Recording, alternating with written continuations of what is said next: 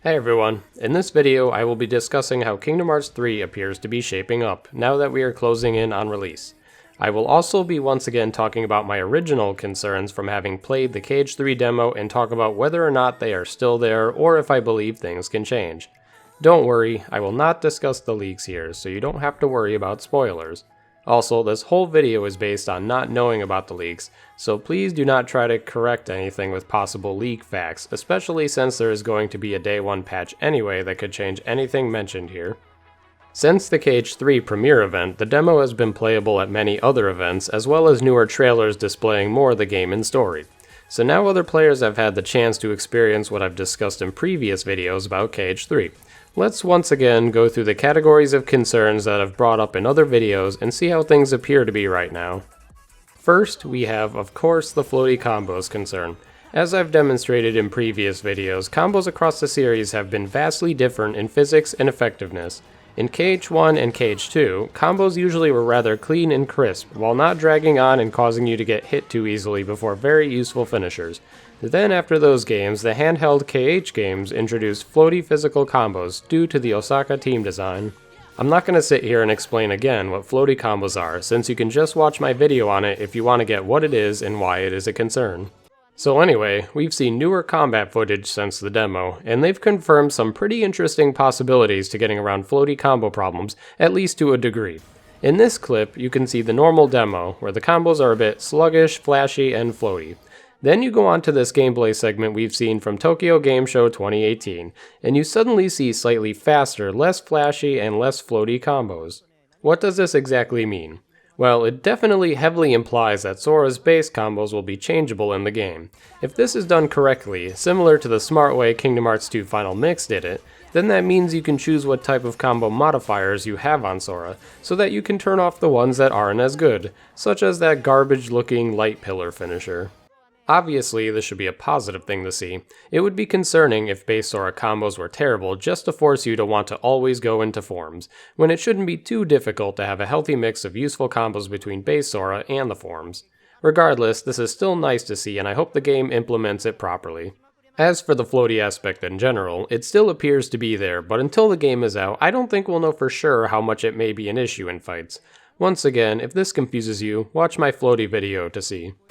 Moving on, the next concern was that because of how overly flashy and long the links and limits are, they may not even be safe to use on higher difficulties due to the lack of invincibility frames when using them.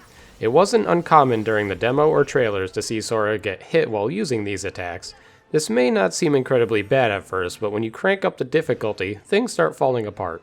A common argument that players try to bring up to counter iframes is saying that because some moves are just so good, you should be able to get hit during it, which would be high risk, high reward.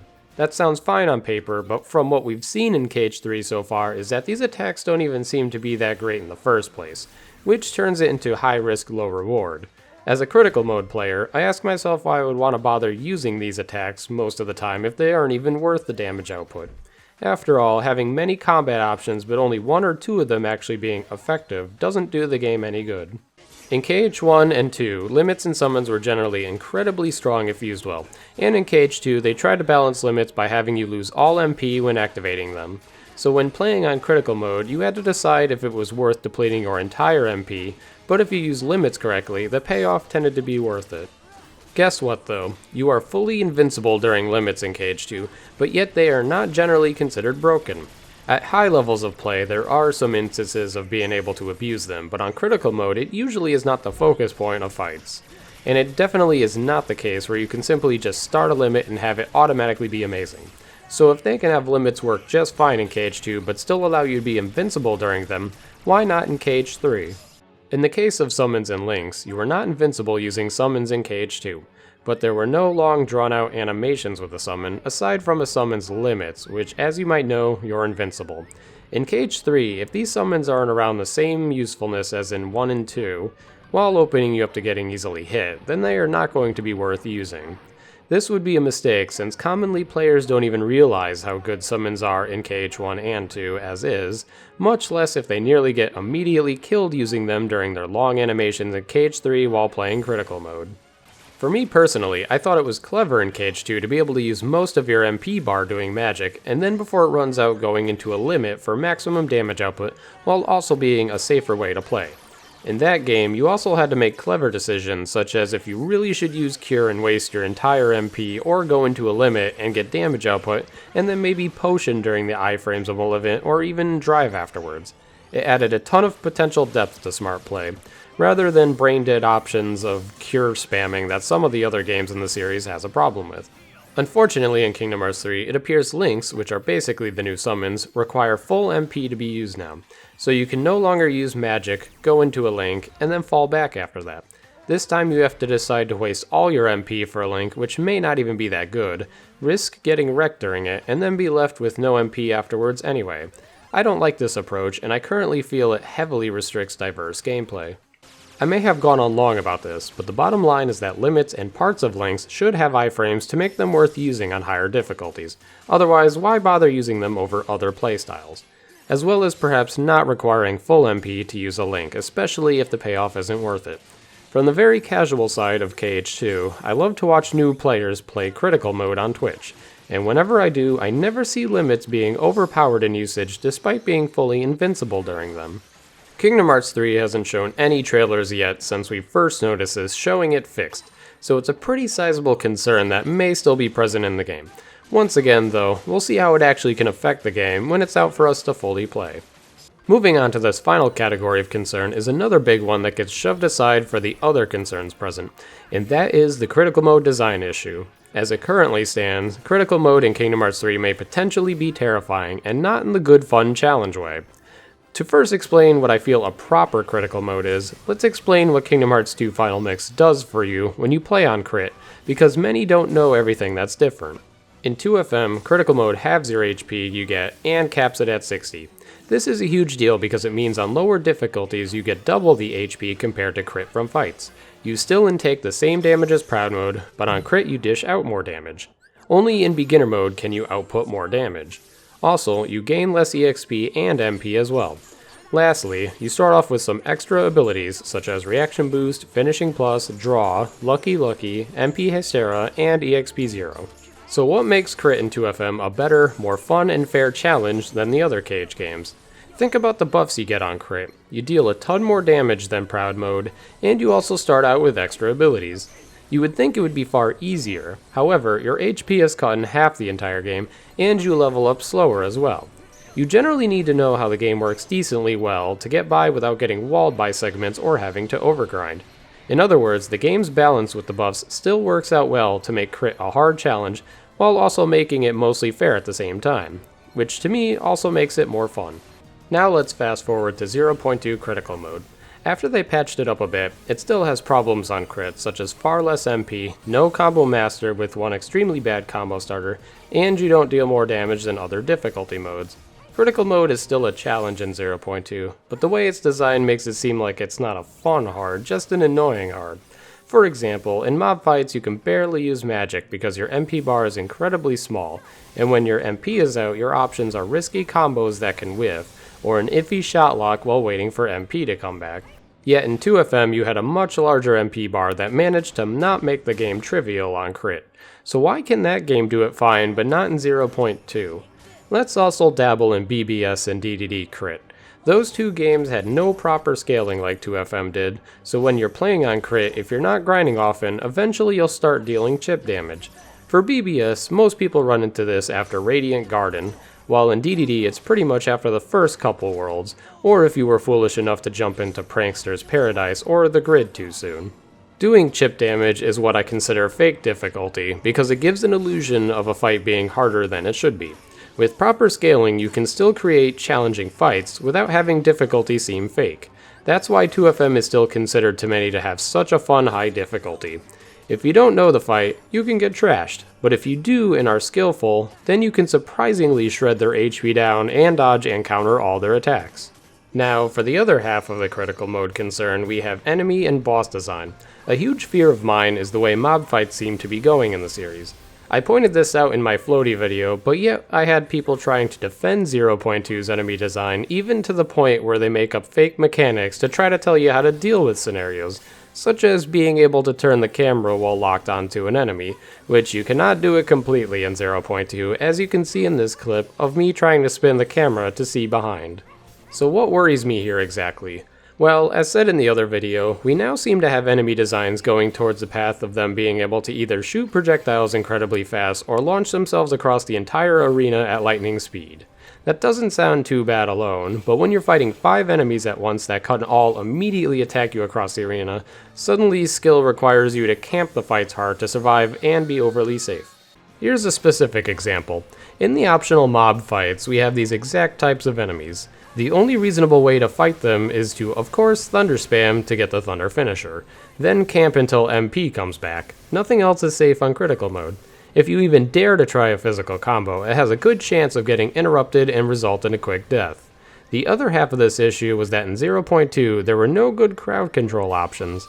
Thunderga was your only good crowd control option, and even that wasn't as great, especially due to Crit's lack of MP.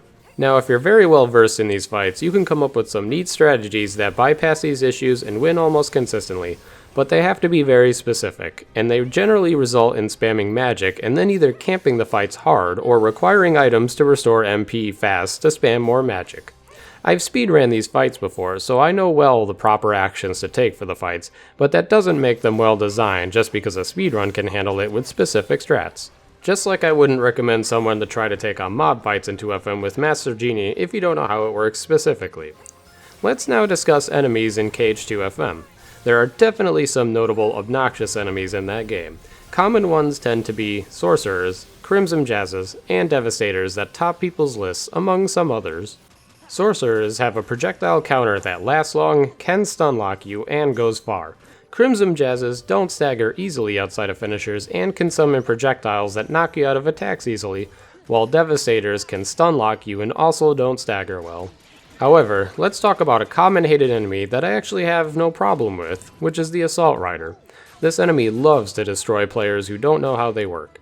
You have a big bulky enemy, doesn't stagger often, hits hard, can stunlock you, and has large range attacks. That sounds like everything you wouldn't want together in an enemy, but yet in the first visit to Land of Dragons, you can get by just fine without Magnet or Chicken Little with these enemies present in a few fights. Here's the difference. They are not paired with other enemies that can snipe you as easily. For example, the first time you fight one is in Mission 2 of Land of Dragons. It spawns alone after killing 3 Nightwalkers, and the game gives you a chance to see how they work. And then after you kill it, another spawns with 2 Nightwalkers. Due to its lack of speed, it can't rush you down if you're not right next to it, allowing you to deal with the Nightwalkers who do not have projectiles. The best they can do is launch themselves towards you, but only as a counter to a stagger generally. So this allows you to deal with the situation. Imagine if Assault Riders could shoot projectiles at lightning speed. It would ruin the way you can handle the fight heavily, and also likely cause nearly random deaths that wouldn't be an issue otherwise. Now to talk about the enemy itself, there are easy ways to get around how it works. For example, if you're worried about getting stunlocked by his spinning attack, just bait it out and he's punishable after. Same with all of its attacks, as I show here how to dodge its moves and counter properly.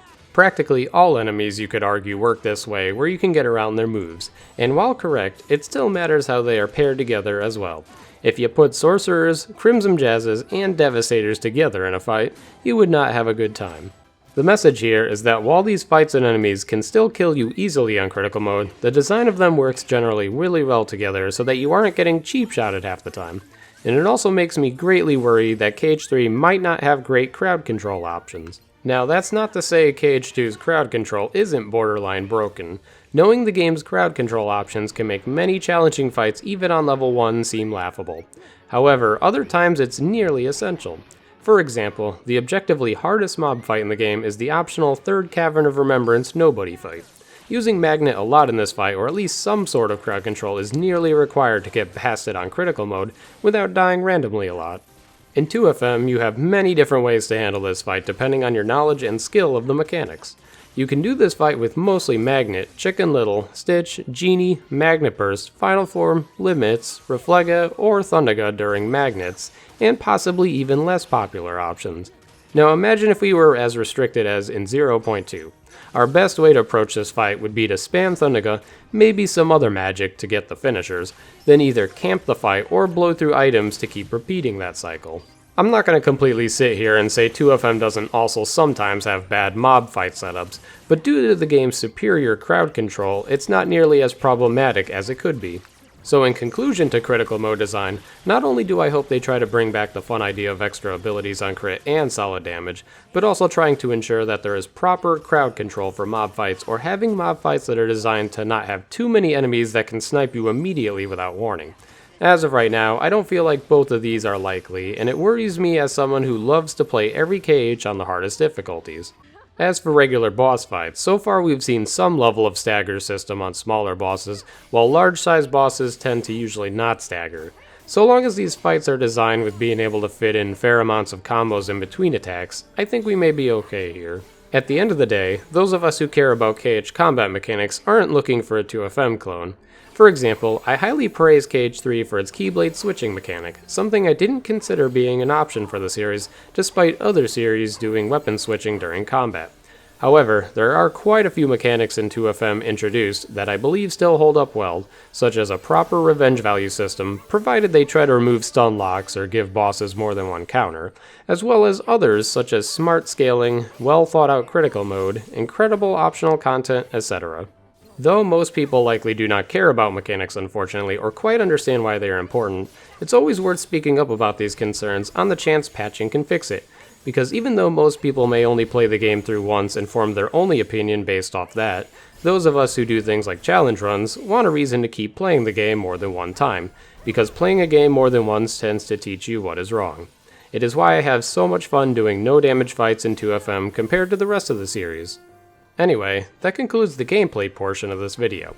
Now I will actually speak a bit about the story side of what should be interesting in Kingdom Hearts 3. I think many people just assume I don't care about the story. While it's true I heavily disliked time travel that DDD introduced so late into the series' plot, I still am pretty invested in how this saga will conclude. The final trailer ramped up my excitement of how most of what we've seen will play out. For example, how deep does Xehanort's plan really go, and how will the team counter it? How does the org members returning fall into his plan? How will the Axel and Cyax or Lee and Isa reunion play out? How will Xion and Roxas have a chance of coming back? How will Ven return?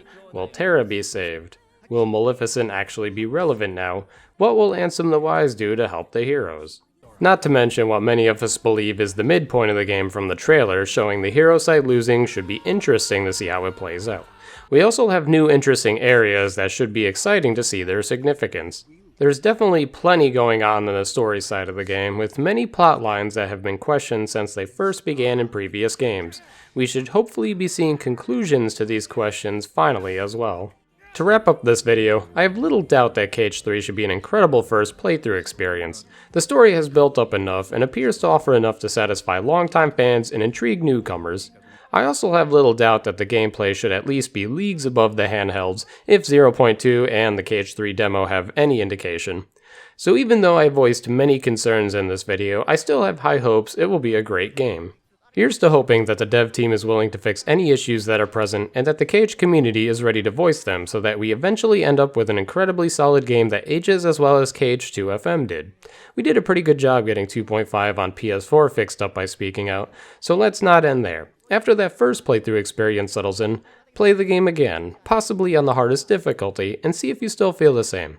As always, thanks for watching.